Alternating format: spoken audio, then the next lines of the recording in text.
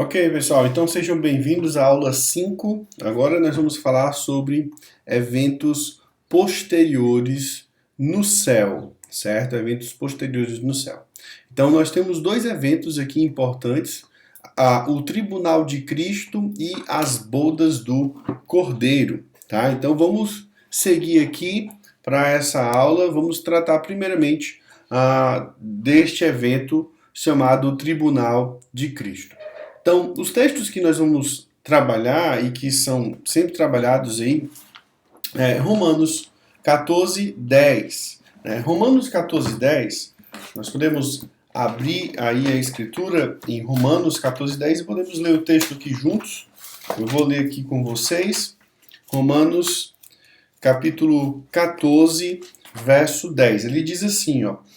Portanto, por que julga seu irmão? E por que despreza seu irmão? Pois todos comparecemos diante do trono de Deus. Porque está escrito, por mim mesmo jurei, diz o Senhor, diante de mim todo joelho se dobrará e toda língua confessará o seu nome. Né? Então, aqui nós temos uma palavra para tribunal, que é bema. Né? No grego, essa palavra significa brema. Então, bema significa um assento, uma plataforma, um tribunal. Então, assim, o bema seria um local onde eram tomadas decisões judiciais. Tá? Então, por exemplo, em Mateus 27, 19, quando Pilatos vai julgar o Senhor, nós vemos a utilização dessa palavra bema, né, desse local de julgamento, esse lugar de tomar uma decisão judicial.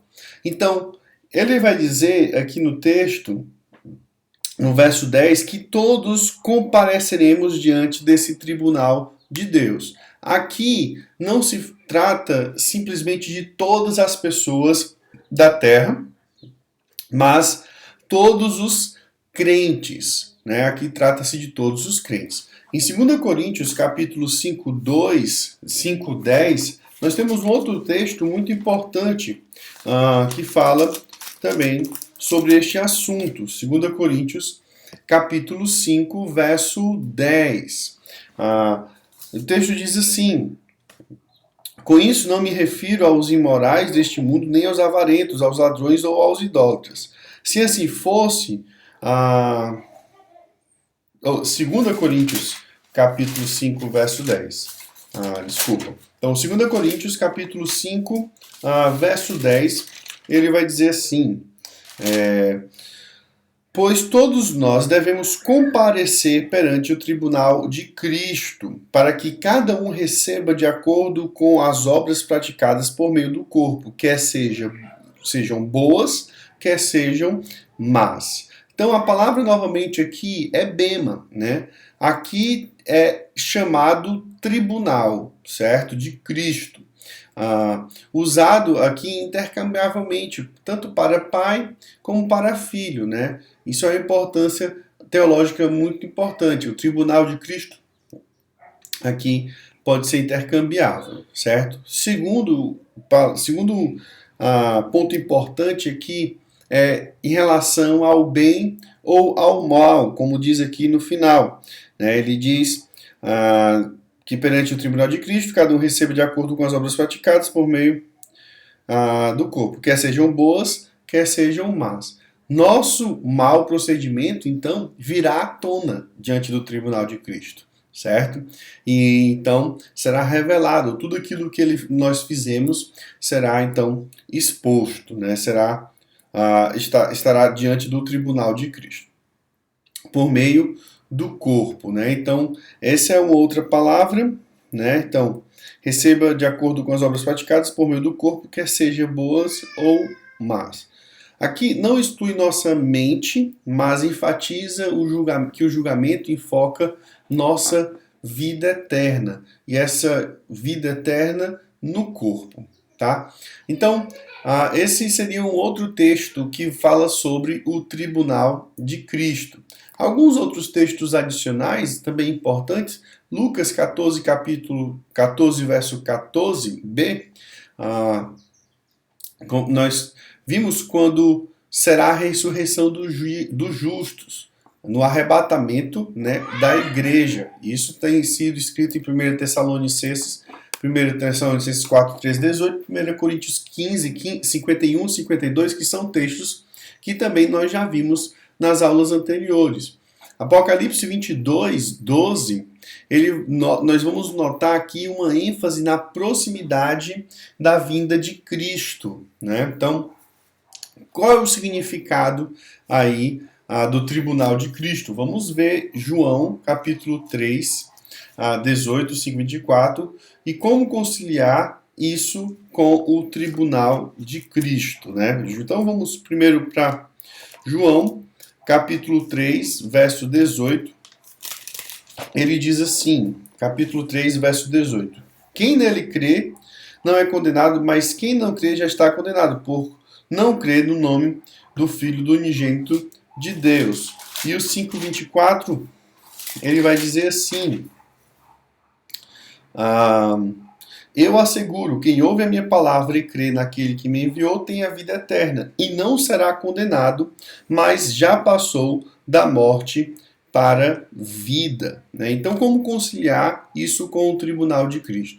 Esse julgamento, ele não visa determinar a condição eterna de alguém, né? Ou seja, o tribunal de Cristo não está relacionado com a salvação ou a condenação de uma pessoa, né? Todos os participantes já foram remidos. Lembra que nós estamos falando de eventos posteriores ao céu, então já foram remidos e estão diante do tribunal de Cristo para ser julgado as suas obras boas e as más obras. Então, o alvo é o recebimento de galardões do porvir. Né? De fato, esse seria o alvo, galardão. Né? Então, veja, por exemplo, 1 Coríntios capítulo 3, verso 12 e o verso 15, ele vai falar um pouco sobre isso. Capítulo 3, verso 12, verso 15 de 1 Coríntios, aos Coríntios, ele diz: se alguém constrói sobre esse alicerce usando ouro, prata, pedras preciosas, madeira, feno e palha, sua obra será mestrada, porque o dia atrará luz, pois será revelada pelo fogo, que provará a qualidade da obra de cada um. Se o que alguém construir permanecer, esse receberá recompensa. Se o que alguém construir se queimar, esse sofrerá prejuízo, contudo será salvo, como alguém que escapa através do fogo. Né? Então aqui, no tribunal de Cristo, não está relacionado com salvação ou condenação, mas com os galardões que nós, ou aqueles que estarão ali, irão receber. Né? Alguns vão passar como alguém que escapa através do fogo. Né? A gente diz lá no Ceará, vai escapar fedendo a fumaça, a queimado, né? Então, por que seremos julgados?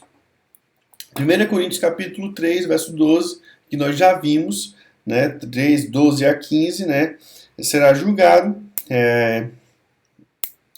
porque nós, pelo que seremos julgados, desculpe, seremos julgados pelas nossas obras, né? Ele diz no verso 12, aqueles que construíram o alicerce em ouro, prata, e aqueles que permaneceu, e aqueles que construíram algo que não permaneceu, né? Esse vai sofrer prejuízo. Então está relacionado com as nossas obras, com aquilo que nós fazemos enquanto vivemos aqui servindo ao Senhor.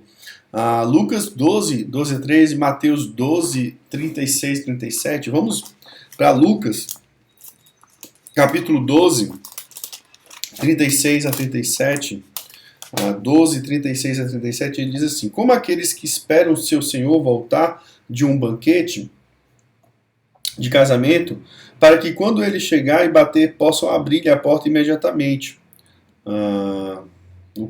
Desculpa, eu troquei. É Lucas 12, 12 e 13. Eu estava lendo Lucas 12, 36 e 37.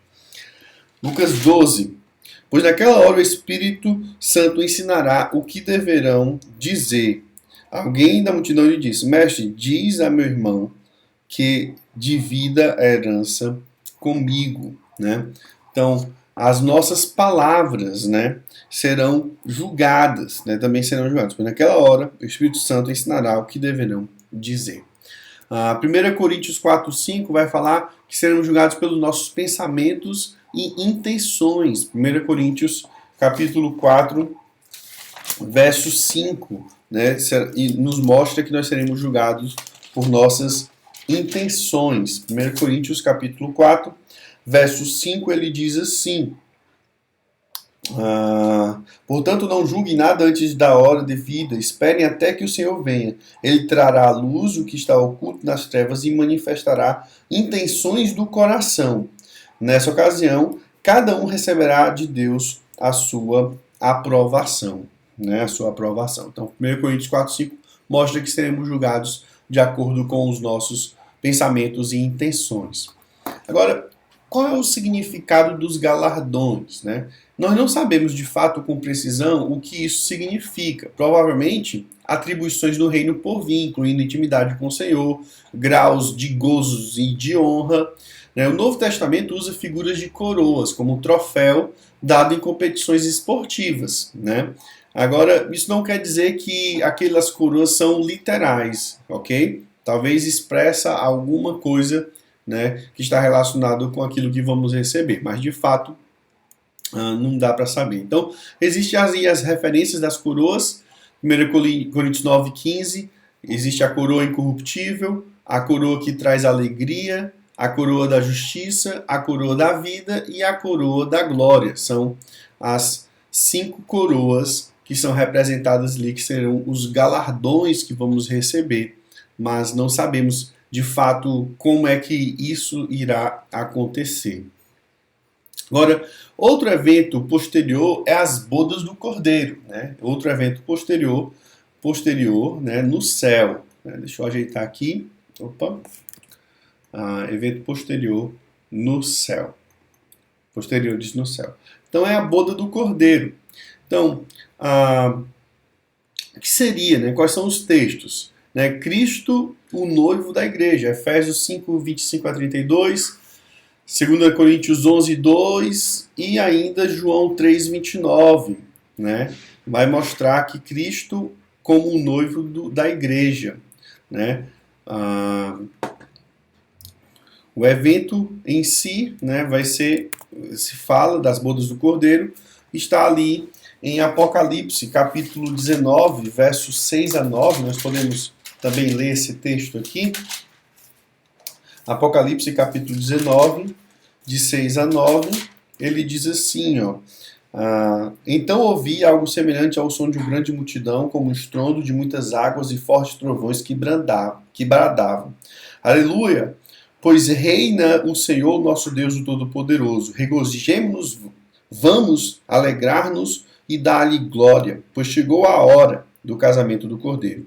E a sua noiva já se aprontou para vestir-se. Foi-lhe dado linho fino, brilhante e puro. O linho fino são atos justos dos santos.